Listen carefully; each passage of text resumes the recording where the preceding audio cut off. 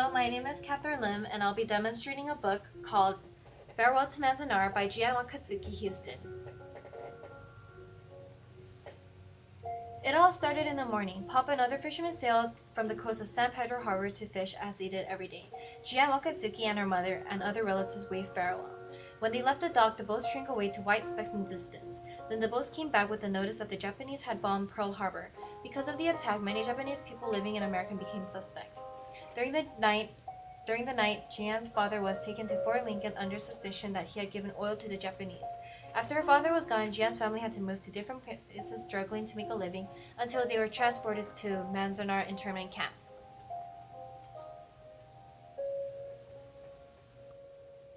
When they arrived at the camp by bus, the barracks weren't properly built. It was torn down with the ashes and holes inside the barracks. The barracks they were sent to was small and inconvenient, but they settled down and unpacked their things.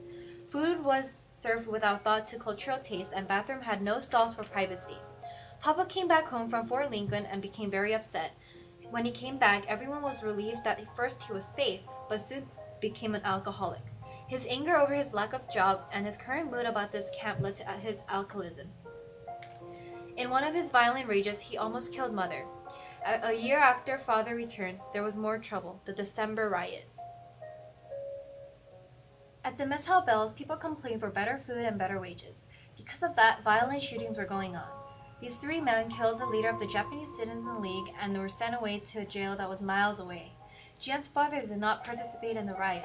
He thought the most essential thing for him to do was protect the family, because he thought when the riot was over, life at the Manznar would continue. Later in 1943, the Wakatsukis moved to a better barracks. Also, the camp opened up a school for children living in Manznar. Jian enrolled in 4th grade, and she said she loved her teacher because she was really sincerely nice to her. Jian participated in many activities while at Manznar, such as ballet and odori.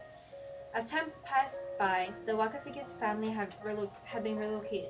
When the World War II ended, the camps had to be closed up and send the Japanese people away.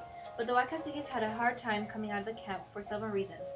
They might be facing racism outside the camp and have a hard time finding new homes and jobs.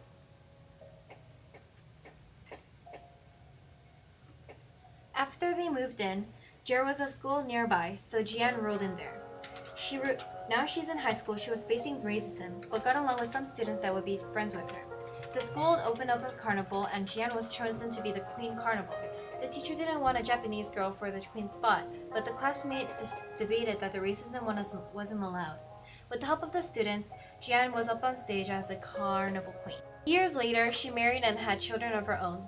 In April 1972, she turned back to take once more look at the Manznar camp. She still couldn't believe that the camp actually existed. She took a look around with each image of the life she was having, and it led to her to have a reminiscence of her family's life at this spot.